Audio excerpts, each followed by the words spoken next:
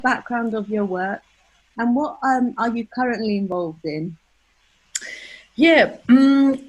So as you mentioned, my work has been interdisciplinary for many years now, and what I've essentially been doing for about 8 to 9 years is I've been challenging a lot of accepted norms in society via community grassroots work, and a lot of these projects were funded by donations from communities because we couldn't find independent funding. I was an independent facilitator running support groups. Also worked as a doula, and I'm a birth educator. So I was trying to infuse all of that in my practice as a birth, labor, and postnatal support professional. And through that work, there was always a lot of racism that my clients or myself experienced in Scotland. So it's been about raising awareness and advocating for people, and just like a lot of grassroots activism to say, look, we need to be more cognizant about racism in Scotland. So currently, what I'm doing is I'm working with you on the Anti-Racism Early Years Collective. We're looking at early years and how this can be a really great space to actually increase awareness around racism. And I Well, so I thought I'd just let that play out a little bit before I interjected, as I literally just stumbled across this section of the anti-racist world that's seemingly beginning to grow in size across Scotland. Still, to a certain extent, kind of hidden, unbeknownst to the untrained eye of the parents and the public at large. But it's your children that they are fundamentally targeting. She said there, she made the reference to um, early learning settings. So again, it's always early learning that they're hell-bent on targeting. The younger the better, effectively. And early learning, of course, is children that are not really much older, if not actually in nursery age, in the age category of nursery age children. I'd have to double check just to be certain. It's either just above nursery age or it's actually nursery age children that we're talking about here. So, on the one hand, you've got the feminist types, hell-bent on creating gender-friendly nurseries, where they completely disregard any notion of gender stereotyping. So effectively treating them all as if they're just non-binary, letting them decide for themselves. And now we've got the anti-racists doing the same thing, hearted, desperate to ensure that they can get their grubby little mitts on little children from as young as possible. And one of the women that was speaking there, the first woman, she's called whatever the fuck. She got news, this was on the 25th of May, she got news that she's been awarded the SGSSS ESRC Awards. Now, I'm not going to sit here and pretend I knew what that was. Why the hell would I? But just to clarify, it's the Scottish Graduation School of Social Science. So she's won some form of award from, or something, she's won something from them, which has given her allowed her to pursue a PhD in education with Moray House. And then she follows up by saying she's waiting to continue, quote unquote, or hashtag, disrupting learning and working with amazing supervisors. Getting this after a particularly difficult 2 years has been amazing. And the woman below is the second woman that was included within that little segment that I played there, where she says that she's delighted that her PhD student, whatever the fuck her name is, has been awarded a prestigious award, student-led open competition award, exploring racism in early childhood. Child-centred and self-directed learning within home educating communities of colour. Fucking what? So, as I said, I'm kind of doing this a little bit in real time. I'll pause it here and there because I don't want to have a video uploaded of me going through this shit. But yeah, it's just remarkable. Just within a click of a finger, sometimes you stumble across a brand new group of these individuals promoting the exact same thing, but yet they don't seem to be in any way, shape or form linked to the previous group that you know all about. So obviously I'm referring to your Kajida Mohammeds, etc. And lo and behold, here's another group of them promoting the same shit, believing in the same shit, hoping to achieve the same, but yet don't seem to, as far as I'm aware, as of yet, don't seem to be working at present with other groups of these individuals. It's remarkable just how many of them there is beginning to appear to be across Scotland, though, which in many respects is somewhat frightening, given the fact that they're all hell-bent on going after the youth. Let's have a gander at this. The heartbeat of anti-racism is self-reflection, recognition, admission, and fundamentally self-critique. A racist, when charged with racism, will say, "I'm not racist," no matter what they say or did. An anti-racist will be willing to confess and recognise what they just said or did was in fact racist. But why the fuck would they do that when the accusation that they've said or done something was racist comes from an anti-racist, and the anti-racists think everything's racist? That is the problem here. You redefine words and you get away with it, and you justify policy, or you propose policy predicated on your redefined words. It's a common tactic from these individuals. But, aye. So one of the things regarding children that they, or she anyway, participated in was some study that was conducted, and she kind of revealed the findings of said study behind a paywall, effectively. I'm not entirely sure if you actually had to pay or not, but it wasn't accessible to the average everyday person. It was publicised on this website called Eventbrite, which is becoming very commonplace for a lot of these individuals to start promoting their nonsense. Where, anyway, it says here, she's pleased to announce the launch of our very critical and informative research project, findings on the COVID impact on children of colour in Scotland. Link to register. Collab between, what university, sorry? Queen Margaret University. I don't know if that's just a Twitter account or not. And a group of academics, researchers and practitioners, teachers and community activists promoting anti-racist education across early years sector in Scotland. It's just fucking cancer. That is absolutely cancer. Early years settings in Scotland. So again, nursery. What's unique? Well, let's see what it actually does allow us to see here. There was some feminist reporter or feminist some individual who was on Twitter who posted a few tweets about what was shown behind this so-called paywall, if you will, but you don't get very much information from the link provided. So it says here that the event or the project was centred the views of children of colour living in Scotland, explored their lived experiences of the pandemic, quote quote, and their visions for change, conducted by researchers from Queen Margaret University. Children wanted their views to be shared widely in their own communities and with people in power such as teachers, politicians, lawyers and health workers. At this event, we will share the findings of the project. Launch our comic book, which will be shared widely with decision makers around Scotland, and open the floor for discussion of what needs to happen now. The event will be held online using Zoom, and for security reasons and to protect the safety of the space, only registered participants will be sent the link. The link will be sent closer to the event of blah blah blah whatever, right? And the research team, of course, we've got a good group of Scots here, as you can quite clearly see. They must be descendants of the McGregor clan or something. We've got Caroline Bladsell, whatever, Fatima Daramy, Paviv, whatever. Fucking not even going to bother. Why should I?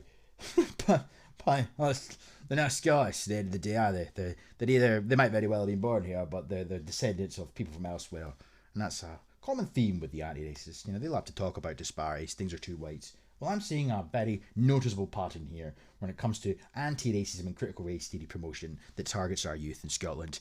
By and large, it's fundamentally a BAME issue. It's fucking BAMEs insistent on pushing this ideology across every orifice of education in Scotland. It's a BAME issue. It's a very strange disparity. It should be more white, should it not? I don't know. So anyway, this individual here called Ruth Pierce, and her bio says she's a feminist sociologist. Well, imagine my fucking shock. So she says here, or he, Zedzer, I don't know, attending this launch event on the impact of COVID-19 and children of colour in Scotland. Important reflections from the researchers on how studies like this can expect participants to revisit trauma with no real gain. They therefore focused notes on children's ideas for change. Wow. Oh, and I just wondered to myself what type of change was suggested by these individuals that were part of this study. Will it be near enough nigh on identical to the sort of thing that I showcased in my video this morning, or yesterday morning, sorry, regarding the UNCRC. Is it going to be the same sort of predictable suggestions that are going to be put forth by BAME children in this regard? Let's see. As it says down here, children of colour in the research emphasised that politicians, lawyers and teachers need to be better trained around racism and to actively challenge racist stereotypes. Wow. As an example, a participant who received abuse from other children who said Chinese people have or caused COVID. That's your example. That is your hot take go-to example of racist abuse. An individual allegedly saying that Chinese people have caused COVID. Well, there's an argument to be made if you believe the narrative that they did cause COVID in their fucking laboratories. Of course, there was a guy called Friere that might have had something to do with that, but again, that's kind of buying into the notion that it even existed in the first place. I'm relatively sceptical on that front. But again, with the Spanish flu, was actually they came from the same area of the world as COVID supposedly did, but you know, it's called the Spanish flu. That wasn't an issue. Never an issue. But it's only an issue now. And it was the same with the Indian variant, etc. We're not allowed to call it the China virus. We're not allowed to call it the Indian variant, etc. Because it might apparently stir up racial tensions across society. It's a fucking joke. But anyway, isn't that very convenient that the anti-racists are hell-bent on changing the whole makeup of society, the structures when it comes to academia, etc. And the sort of thing that they would suggest would be things along the lines of ensuring that politicians and lawyers and teachers, etc. are better trained on racism. And when they say better trained on racism, it's not a case of opening up the dictionary, for example, and looking at what racism would be defined as. Oh, no. You need to be retrained. You need to be racially literate, you see. So again, very strange that children of colour in the research came up with the exact same sort of shit you would expect an anti-racist adult to come away with. It's almost as if they were kind of taught about these things, these issues would have been presented to them in some capacity, thus giving them the sort of notions, get the mind jogging, so to speak. No pun intended to the reference there. But, you know, so they have obviously at some point had these discussions in their early learning settings probably. And lo and behold, they come away with very predictable demands for change. The researchers explain that children of colour have emphasised difficulties of bubbles in school for young people with differing interests and the importance of outdoor activities, which was a problem, especially for young people facing postcode lottery and access to green space. People of colour emphasise difficulties of bubbles in school for young people with differing interests. Well, that's not just a BAME issue, and of course the tweet doesn't. I mean, I'd say it's just a strictly BAME issue, but whatever. Researcher Maryam Wazim and one of the young people feeding back on the project both emphasised the huge importance of the Black Lives Matter movement for children of colour in Scotland in terms of understanding experiences of racism and expressing their response. So again, this is more shit that kind of was conjured up, mustered up in the back of Fentanyl Floyd. So a black man, okay, dies in America, and that justifies these people 2 years on talking about this shit in Scotland as if even if he did die at the hands of a racist white cop, that's got fuck all to do with Scotland. So I really don't understand how you've been able to, especially 2 years on, still link that moment in time to fucking events in Scotland. That got the conversation going, that got the ball rolling, that got the momentum up to increase. What the fuck? So you used the Black Lives Matter movement that was generated in the back of fucking example after example after example of misleading stories, and you then take that movement as it is, the movement that was responsible for at least 30 odd blacks that died during the riots last year, and let's not forget as well, they all go on about poor little George. What about the black cop that died during the Black Lives Matter riots? What about the white woman that was seen in a car with 3 African men before she was raped and murdered? That was about a day into the riots. No mention of that though. You know, do you think they targeted her because she was a woman, or do you think they targeted her because she was white? I fucking wonder. And then if you don't believe me in that regard, if we're going to really go down that route, these anti-racists and whatnot, they don't like to hear any hard truths. Why don't you look at interracial rapes? You see a very clear pattern. It's not as doing the things that you insist are issues. No, it's the other way around. What else have we got? And then, of course, there's herself here. Sarma notes that none of the study's findings are of surprise to people of colour. Oh, well, there you go. Oh, what a shock. How convenient. Yeah. You're all so-called educators or whatever educators. And none of the things that have been said here today are that we've revealed in these findings are of any surprise to any of us, or to me anyway. I wonder why that is, because it's the same shit. You all peddle the same shit because you all live in the same sort of delusional worldview, or have the same sort of delusional worldview. I don't know what else to say. Who know the huge barriers to children of colour? Oh yeah, the huge barriers. Non-existent fucking barriers.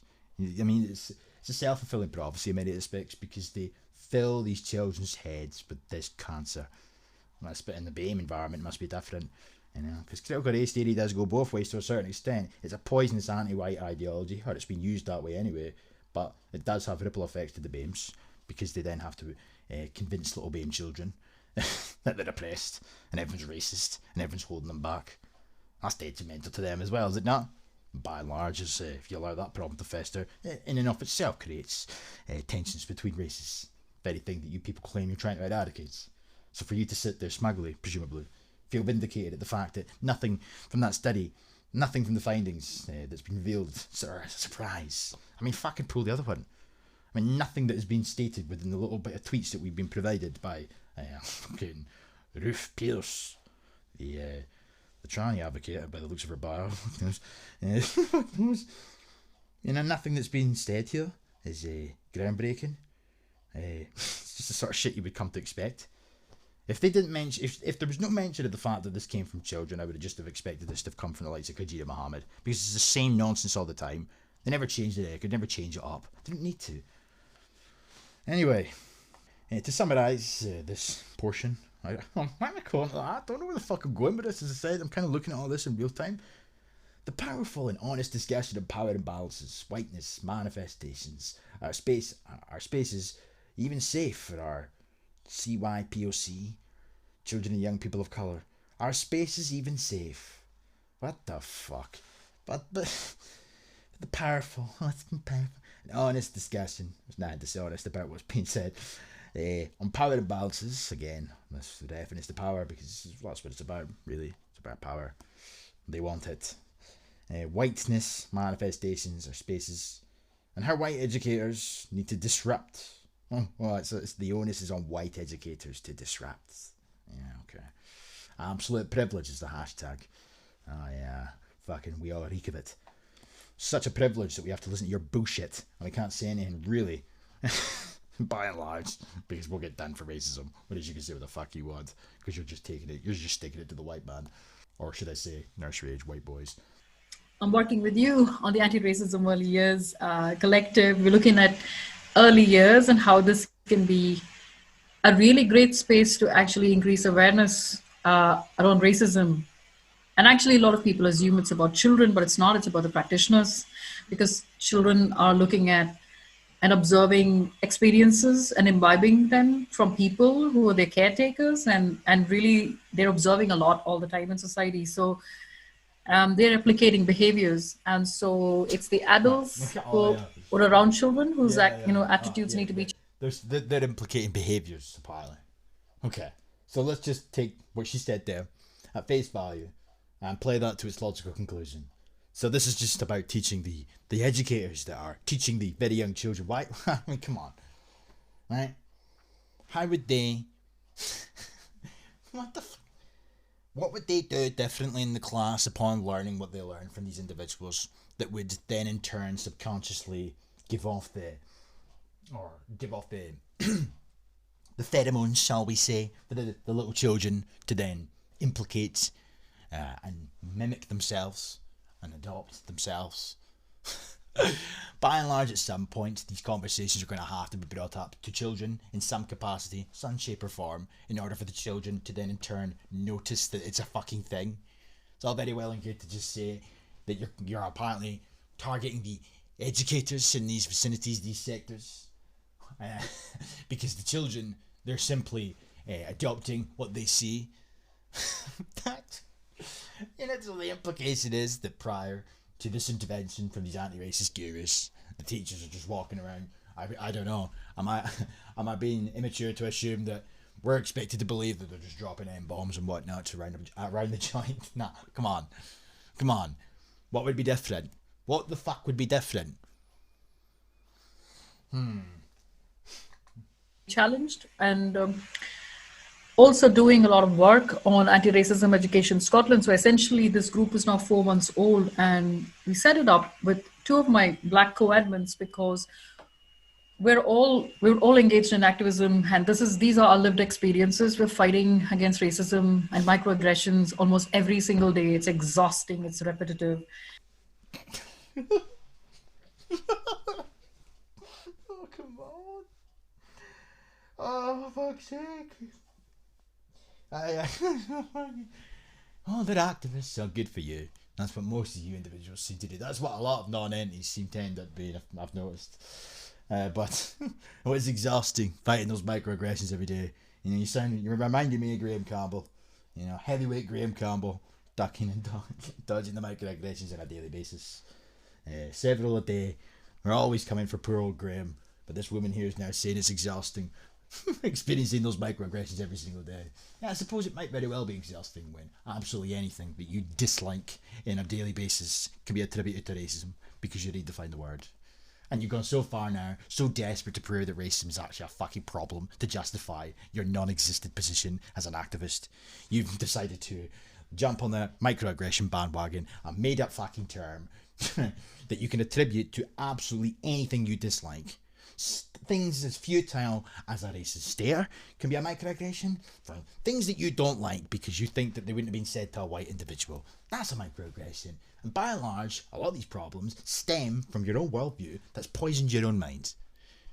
And that's fine. You're entitled to live that life. You're entitled to do as you please. You're entitled to LARP as a fucking anti-racist activist, hell-bent on achieving equality for all. You do you. The minute you start going after the children, that's when, by and large, I think there's an issue here. And it's a fucking major issue, really, because as I said, I just stumbled across these individuals about 20 odd minutes ago. And from what I'm hearing so far, they're nothing different. There's nothing different from any of the other dickheads that I have covered in the past. And nothing they're saying is really groundbreaking. It's just a copy and paste routine from all the other anti-racists that I've covered in the past. But again, they're going after the children with their cancer, and their justification is equally as cancerous and fucking non-existent if we're talking about microaggressions. Where do these people get off? Where the fuck do they get off? It's a fucking joke, this country. It's an absolute joke that our universities are funding these whack jobs, housing these whack jobs, we're importing these whack jobs, and our government are working with these whack jobs. And it's only a matter of time before that critical race theory framework is implemented by and large, and this becomes a much more fucking common issue in this country, because it's bad enough as it is. I mean, come on, microaggressions and it's exhausting. Get a grip. Fucking get a grip. And even if you really genuinely believe that microaggressions are a rife issue and they plague you on a daily basis, how does that then in turn justify you advocating for critical race theory or anti-racism to be taught to children in nursery settings? Oh, I forgot it's the teachers. Oh yeah, fuck off. And I think it's the first time we have felt, as women of color, we've met online and we have just drawn a lot of support and strength and inspiration from each other. So we set it up because we wanted people, white people, to understand what racism was. Because we don't know what racism is. Yeah. And your best fucking motherfucker. White people, said with a bit of vitriol though. You mean Scottish people, you did Scotland. Yeah. You remember that, we did Scotland. So you're referring to Scottish people. You want Scottish people to know what racism is. Now, well, apparently we racialised you all, because race doesn't exist. So we made it up, did we not? So we should know what it means. Part of the privilege package, I assume. But, okay, so you want to sit us down. You want to sit us down and have a stern talk with us about what racism is.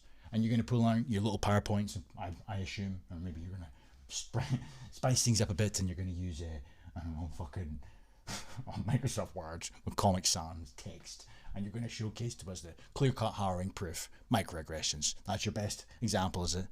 You're going to tell us what racism is by referring to microaggressions. Just fuck off, And again, I don't white people. Again, what's that got to do with early learning settings?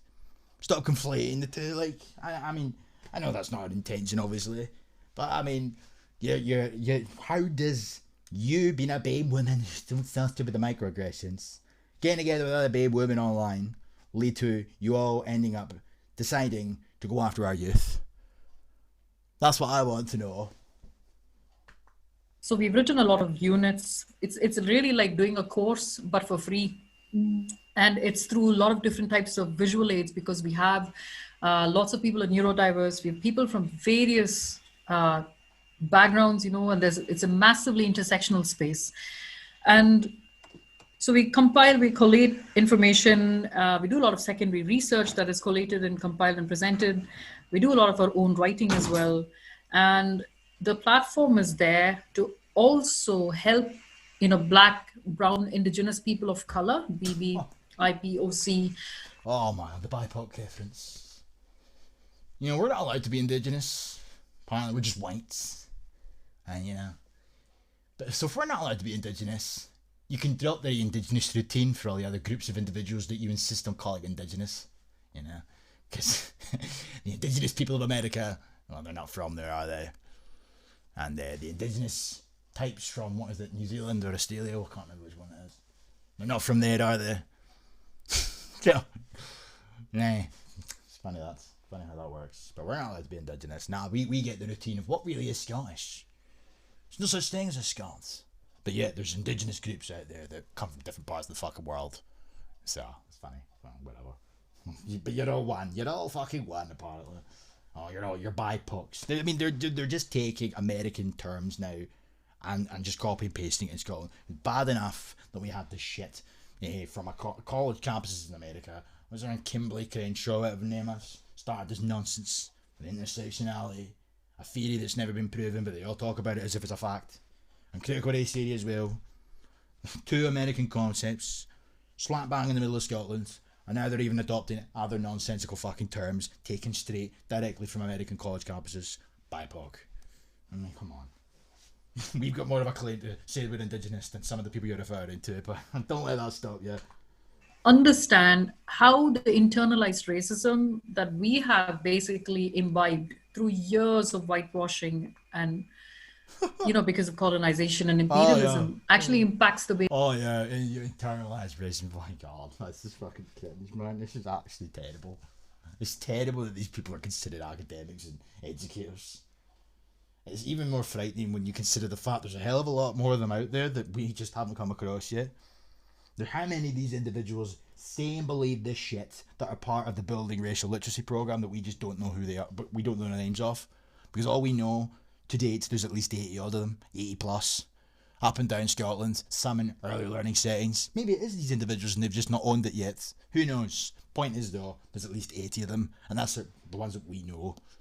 And then of course there's the courses in universities now that promote this shit, colonial studies, etc. And by and large, when our curriculum is reformed, given the green light with that thin lip boot, Nicola Thin Lips, this is going to become a much more commonplace problem. Fuck, man. Way we perceive situations and dynamics in society. It's a platform to amplify voices of color. So it's a really fantastic space, and people have been giving us a lot of positive feedback. It can be very uncomfortable, it's very discomforting, but that's a huge aspect of the activism that we do online. You know, especially because of COVID, we were trying to figure out what is the best way to challenge what's happening in society, and we thought this is the best way to do it. And it's just really grown. That's fantastic. What would you say are some of the challenges in such grassroots activism? Oh, yeah, that's a fantastic question. Thanks for asking, because the challenges are immense. Firstly, you know, I'm a brown cis woman from the south of India. So I do experience, and I have experienced for years. We've been in Scotland since 2008. A lot of aggression around my accent, because there is a lot of assumption that I came to Scotland and then learned English.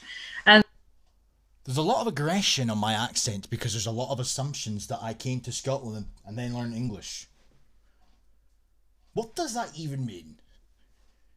The fuck does that mean? Or did you learn English while you were pooing on the street before you came to Scotland? Is that it? So you learned English elsewhere? Did you learn English before you came here? Good for you. So some people assume that you moved here and then learned English. Wow. Is that really the worst example that you can come up with? Fucking wow, you've got it good there. And so immediately people then assume that I'm unintelligent and I'm dumb. And I've had... Did they say that to you? See, this is what these individuals do, right? And I mean, I know I'm pausing it a lot, but I'm sorry. This is the sort of shit that then justifies them going after the children with their fucking policies. No, we need to go after the children, early learning settings, etc. I mean, so this woman has just said a nonsensical statement. This is what they do because so much of this, fundamentally, this cancerous fucking ideology poisons their mind. And they're not content with that. Because in order to eradicate the poison within their mind, they are hell-bent on promoting this shit to everyone else. Because it's our fucking fault. It's Whitey's fault with our whitewashing. Well, it's not us that we're pooing on the fucking streets, may I add. I'm sorry, but... sorry. Might as well get a few digs in there since you're so hell-bent on using vitriol whenever you refer to the term white. But, she said that there's a lot of aggression at the fact that her words. I'll play it back. Just I don't know what it fucking means, man. Oh, the fucking crackpots. The fucking magicians. What the fuck's she talking about? Yeah. For years, we've been in Scotland since 2008. A lot of aggression around my accent because there is a lot of assumption. Right. There's a lot of aggression on her accent because there's a lot of assumptions that she moved to Scotland and then learned English. She then somehow manages to derive from that a conclusion that would have you believe that has led people to believe that she's dumb. Okay, and was that actually said to you? Now, some of these individuals in their last-ditch effort to prove that they're not talking waffle, they're not fruitcakes, so, oh yeah, people actually said that to me. No, I fucking didn't know, did they? Because that's just not something that goes through people's minds. You know? You know what I mean? It's what fuck. The only reason that people would ever assume, I would assume anyway, that you did not know English before you moved here is if you moved here from when you're very young age. You know? Okay, in this day and age when they're all jumping over the fucking border in boats, half of them probably can't speak English, but when immigration was somewhat normal, most people that moved here had some semblance of fucking English if they were of an age where they would have learned it somewhere else. So I don't know where you're getting that from. But hey, well. That I came to Scotland and then learned English. And so immediately people then assume that I'm unintelligent and I'm dumb. It sounds more like that's you assuming that. But hey, well. And I've had many such conversations, especially with white men. Here. So we've had the reference to the fact she's a cis woman. The intersectionality references, now it's white men. It's the white man. He assumes you're a dum-dum. Oh, fuck off, like. Who have a huge problem when I actually start standing my ground. They don't like it. Oh, and that. Well, I wonder why. Well, now, first and foremost, there's if what she's referring to has ever happened at any point, I reckon she's one of these self-entitled types who, as we've just heard for the last fucking minute or so, she's assumed that people assume she's a dum-dum because they think that she moved here and didn't know how to speak English, you know? And if you're of an anti-racist persuasion and microaggressions is something you claim have exhausted you on a daily basis, you probably quote-unquote stood your ground and assumed or insinuated that a white man has said or done something to you that has given you the balls, more metaphorically speaking, to stand your ground. I'm not taking that from no white man. How dare you look at me in that manner? Right? So naturally you're going to have people taking the piss or getting a bit uppity when you quote unquote stand your ground, because there's a self-entitled attitude that comes from a lot of you individuals. You know?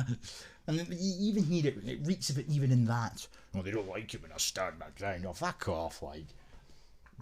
That's a huge aspect and a huge barrier in activism, because people automatically tend to make assumptions about you based on the fact that you're feminine or you're a femme or you're a woman. Yes, and it's funny though, because you always seem to cry and whine and moan. Not just you, it's not limited to yourself, but there's always this crying and whining and moaning about assumptions. You know, because you're a woman or because you're BAME. But in saying that, you are making generalizations and assumptions about the people you claim are making assumptions about you. Yeah, there's my big brain hot takes. It's funny, I don't need to go to university to learn colonial study and come out with some sixth sense where I can see society for what it really is. Built layer upon layer of oppressions, microaggressions are everywhere, etc, etc. And yet, I can see through your bullshit, and I by no means have a high IQ. So what does that say about you individuals? And no, before you assume I'm implying that you're thick as pig shit, which is arguable that you could be, I'm saying that the shit that you all claim is in fact the reality, and the battles that you claim you're facing and fighting, they don't exist. They really don't. You're creating the problems yourself, because you are the problem. And as women of color, we are never taken seriously. We always have white men saying, or even white women saying, look, this is really not about you. We're going to center ourselves in a conversation. And this happens very often in academia as well. It happens amongst my colleagues, and they really struggle when I say, you're not the expert in racism. Oh, but you are, because you're brown. So that's your idea of standing your ground, is it? You know, they're not entitled to an opinion on the matter. Nah, they don't. Oh, fuck, you know. Oh, look, you're not there. We are. So why are you talking over us? Because they're very used to being heard. Did she just say what I think she fucking said? Wait, oh God, no. No. I can't go with this thing. Wait a minute. Shit. They're very used to being heard. They're very used to their opinions being centered. It happens amongst my colleagues, and they really struggle when I say, you're not the expert in racism. We are.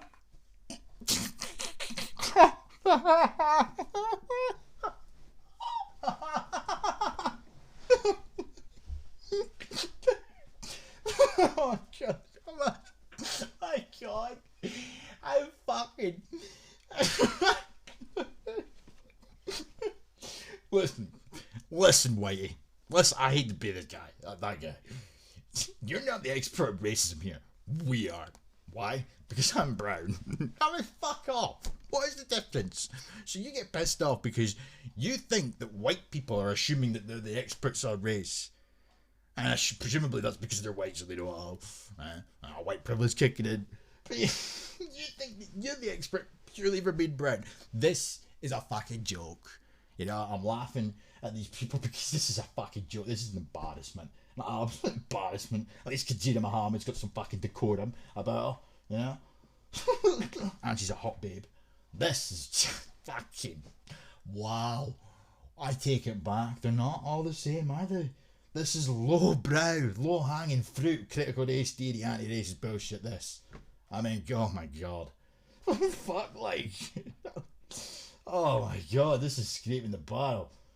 I mean, I haven't gone anywhere else on this website because I'm so fascinated with how daft this is. What the fuck, man? Oh, I'm really getting away from the initial point of this.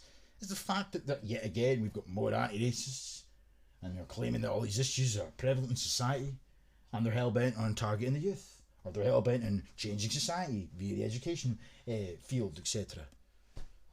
And we've seemed to have moved to a conversation where this woman has just said openly and ironically that they're the experts on racism because they are.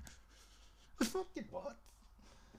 I mean, just to bring it back a bit, this website, Centre for Education for Race Equality in Scotland, it's made up of a number of scholars, researchers, students and policymakers who are all dedicated to the work of the centre. Associates and partners draw our conceptual base from critical social justice theories and approaches. Critical social justice theories and approaches. While respecting individual forms of prejudice, centre member focus our research on the culture and institutional processes which impact on the life chances of the marginalised groups.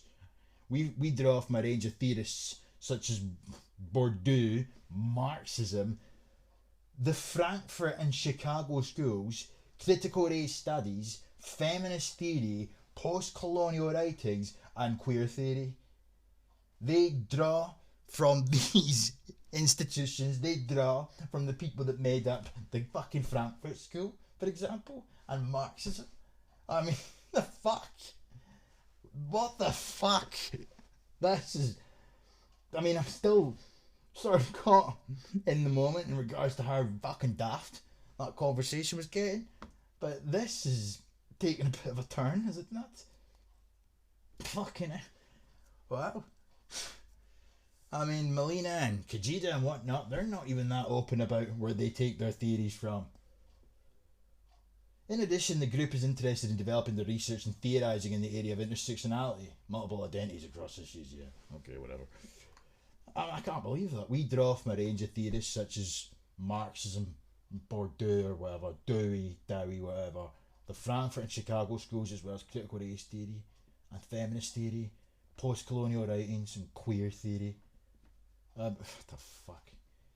I mean, this is an issue that started off as a couple of fringe individuals, an American problem initially, but it's become a cancer cell in Scotland, and just like any cancer cell that goes untreated, it begins to grow, and it's on the verge of becoming a fucking tumour at this point, especially when you've got individuals that are quite openly stating on their websites that they are taking a range of fucking views from quote unquote theorists, as they then go on to allude to. Wow. So yeah, you really feel, you know? The centre draws this expertise from a range of people who have promoted equity. Of course, it's always about equity because this is socialism, bordering on fucking racial communism. Or who have promoted equity and challenged discrimination in various ways in Scotland and beyond. Some are academics, practitioners within the public, voluntary and private sector, but are all activists in challenging prejudice and discrimination. And the centre carries out a range of activities. The activities occur in various contexts and include undertaking research and development, consultancy and training, organising seminars, conferences and forums, analysing and commentating on local, national and international policy and legislative developments, disseminating examples of innovative approaches, providing advice to policymakers and practitioners and the public. Oh yeah, okay. And I think that's about it for this part here. But I wanted to see their blog bit as well. Can't get over that though. Blog. Come on. 40 minutes, fuck's sake. It's that stupid conversation. It's got me distracted. Can't believe that though. That is mad. They're blogs. Welcome to the blogs. They're intended to raise issues relating to promoting race, equality and anti-racism within education in general. Blogs may present issues arising from research or can be personal accounts from educators, education students, parents, etc, whatever. They can be examples of best practice or discussions about conundrums or discomforts, and the aim of the blogs is to open up discussions and to provide spaces for disruption, transformation and boundary pushing in the area of race, equality and anti-racism within education. Yeah, okay. And the first example that we get from their blog page is Disrupting Whiteness and Countering White Backlash by Marles Kuskatcher. Okay, I wonder what Marles Kuskatcher looks like. I can hazard a guess that he's not going to look very Caucasian in nature, but maybe I stand to be corrected here. Let's have a wee gander, shall we? Oh, it's another one of these non-entities from Twitter. Pretty sure she was actually on the sidebar. Let's have a gander though. What the fuck is going on? And I was wrong on the gender thread. How dare I? Very misogynistic of me, I know. So she is a lecturer in childhood studies. Childhood studies. Okay, I don't know. I mean, Jesus Christ. Research interests. Children and young people's social identities and experiences of inequalities. Children's rights and participation in research policy and practice. Ethical issues arising in research, intersectionality, feminist research, research with children and practitioners' emotions, interdisciplinary arts-based approaches to activism and change. She's a co-director of the Centre for Education for Racial Equality in Scotland, CERIS, and an associate researcher at the Centre for Research on Families and Teaching. She is a programme director of the BA Childhood Practice, and she teaches in the areas of child health and well-being, education, social justice and intersectionality, family sociology, and epistemologies. Fucking social justice, what a shock. What a fucking shock. That really is not.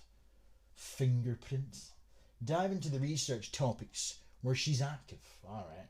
Well, I'll have one gander at this. Jesus Christ. research units. I mean, I don't have time for this. What the fuck have we got here? Institute for Education Society. I don't have time for this nonsense, I'm sorry. Let's go back. Back on the blogs. This is the same one. I just clicked on it. And we're provided with a hot take here from the phone. This is a harrowing image we can see here. If you're not outraged, you're not paying attention. Oh yeah. Outraged by what? Your microaggressions and your non-existent made up fucking terms of racism. New research. Event, community, language learning in Scotland during the CUF. Whatever, man. After recently writing a blog on whiteness in the higher education classroom, my colleagues invited me to reflect further on white backlash, particularly from those who would deem themselves to be pro-social justice. White pushback is, I mean, they've got a fucking term for everything, as if we're lab rats, whether it's white fragility or in this instance white pushback, and that's just people, potentially, hypothetically, I don't know, getting sick of this shit. Potentially, I don't know. Who knows? After heightened public consciousness and support for the BAME movement in 2020, albeit short-lived, see Bensel 2020. Oh, short-lived. Why? Because fucking George Floyd died and you decided to burn half America down. Oh, well, I'm sorry if sympathy didn't last that long. What did you expect at the end of the day? It was a gravy train that you individuals seen for what you seen that as a money maker. You seen that as an opportunity. All you did. The Capitol insurgency in the US in January reminded us of the dangers of white supremacist ideology. In the UK, BLM activists report white supremacy. What the fuck is going on? Oh my god, like. So this book teaches young children about social justice in Scotland. And she's writing shit like this in blogs about white supremacy. I mean, come on. In the recent collection of projecting on protecting whiteness, whitelash, and the rejection of racial equality work, Lippert and colleagues describe how resistance against movements of equality, inclusion and change can take place in seemingly innocuous places with seemingly neutral rhetoric. In the UK in 2020, we've seen the curtailment of educational curriculum in schools in England. Tory Equalities Minister Kemi announced that we do not want teachers to teach their white pupils about white privilege and inherited racial guilt, and any school which teaches these elements of critical race theory or which promotes partisan political views, such as defunding the police without offering a balanced treatment of opposing views, is breaking the law. Around the same time, the Department for Education categorised anti-capitalism as an extreme political stance and banned schools from using any anti-capitalist material in their teaching. And the reason for that, by and large, was because this is about fucking communism and Marxism. When you were pushing the BLM shit and critical race theory, all the nonsense that was coming from BLM, a lot of it derived from Marxism. And if we're going to go down that route, not that I'm really saying anything to anybody that's listening to this point in the video that they don't know already, but we all know that the BLM movement itself, the American version of it anyway, they're self-professed Marxists, so I don't really see what really is so shocking about that. They banned anything that could allow the fucking movement to fester, allegedly. But that's not acceptable, apparently. Wonder why. Let's see, ban schools from using any anti-capitalist material. The recent SUO report by the Commission on Race and Ethnic Disparities is another example of a narrative that denies or individualises the structural nature of racism. Oh my fucking god, the structural racism.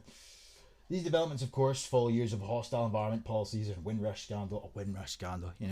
Back in the day, these BAMEs who were here had to fill out a form or whatever it was to get some form of identification. Some didn't know that they had to do that, hence why this led to the problem in a much later life, where some have been deported. They weren't deported because they were black. It's not what happened.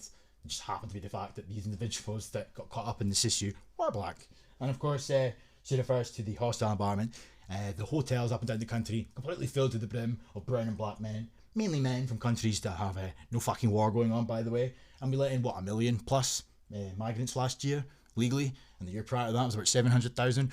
You've seen a hostile environment here, yeah. But they love to do this though. They all do it. They're completely oblivious when it suits. Well, anyway, sorry. And Windrush, and therefore, do not come as a surprise. Restrictions on critical race theory being taught or anti-capitalist perspectives were imposed at the same time as Westminster has accused universities and organisations of limiting free speech and has taken an increasingly interventionist approach in education, including higher education. Kimberly Crenshaw, a leading scholar in both intersectionality and critical race theory, highlighted that the commitment to free speech seems to dissipate when the people who are being gagged are folks who are demanding racial justice. Debates about cancel culture and deplatforming, while often couched as being about freedom of speech, are of course very much about the substance of that very speech. They're about the struggles over what the lived realities, values and experience are that should be up for debate. And who defines this? And perhaps a subtler form of white pushback against racial justice is to distance oneself from far-right white supremacists and to locate white supremacy as an ideology related to fringe elements of society. Well, it is by and large a fringe fucking ideology. There's barely anybody in society that would classify themselves as a white supremacist, you know. But you people, you deem the vast majority of whites, especially whites that are racially conscious, as being white supremacists. So there's an issue right there. And in fact, in America, of course, you deem the whole fucking country and every facet, every orifice of the country, every nook and cranny as a white supremacist construct.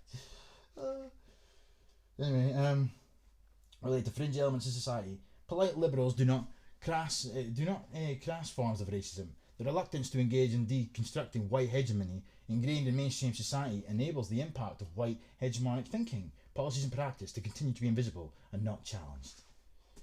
Okay. This can take the form, for example, of denying the experiences of BAMEs, or trivialising systemic racism that doesn't exist. Yeah. It may also involve rejecting the idea that whiteness comes with unearned privileges for all whites, unless whites in particular, and particularly those who stand on the side of justice, take seriously the impact and reach of white hegemonic frameworks. Race equality discourses will be shaped by the voices of those in positions of power within institutions. I often find the metaphor of a coin useful. It is based on the idea that oppression and privilege are always two sides of the same coin. They are inherently connected, and one cannot be addressed without addressing the other. Oppression. Non-existent fucking oppression. You know, liberation. All this fucking nonsense. By and large, the stuff that you people are talking about is a load of bullshit. Absolute fucking bullshit. You know?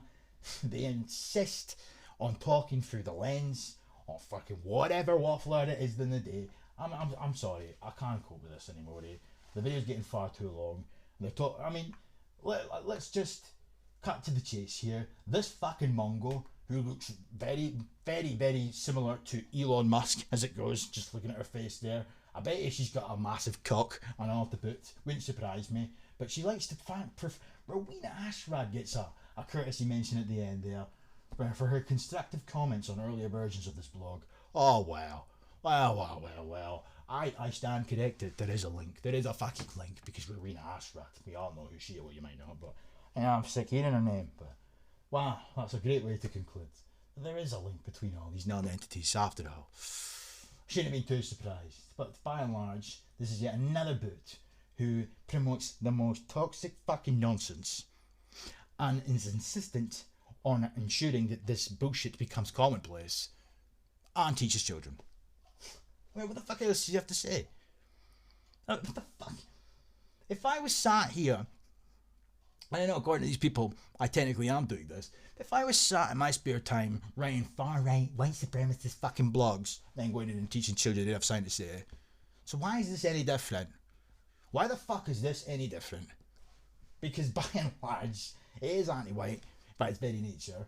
But they always manage to masquerade their blatant fucking hatred for white people under the guise, the veneer of simply trying to, combat the oppression that they're forever under because of our fucking ignorance and non-compliance to see the world through their lens. Maybe if I smoke crack cocaine for a couple of years, I might be able to go on your wavelength. Who knows? Fucking knows. Oh, Jesus Christ. Let's get a gander. Oh, look at that. What a babe. What a hot fucking babe. Anyway, as I say, I really should end this video before it gets any longer, but, we've got, Deja Vu, Reflections of Retired HM Inspector, Anti-Racism, a teacher trade unionist perspective, Racism Exists in Me, a challenge to Scottish education leaders to reflect on their positionality, moving towards anti-racist family engagement. What the fuck? Oh my days, man. And as I say, you can do and say as you please in your own spare time as far as I'm trying to give a shit, And they can sit there and type up their wee gay blogs that nobody bothers reading bar people like them. You know, it's not like this is a bestseller, a must read for all. Nobody gives a shit. But the problem is these people seem to be getting closer and closer, and some, like the one I just read a bit of the blog off, she actually teaches children. They're getting closer and closer to their fucking desired outcome, and that is to have this shit promoted everywhere in the environment of children. And fundamentally, when it's all said and done, it's a target, it's a crosshair on your children, our children, my children, if I have any in the future. You get what I mean? Peace.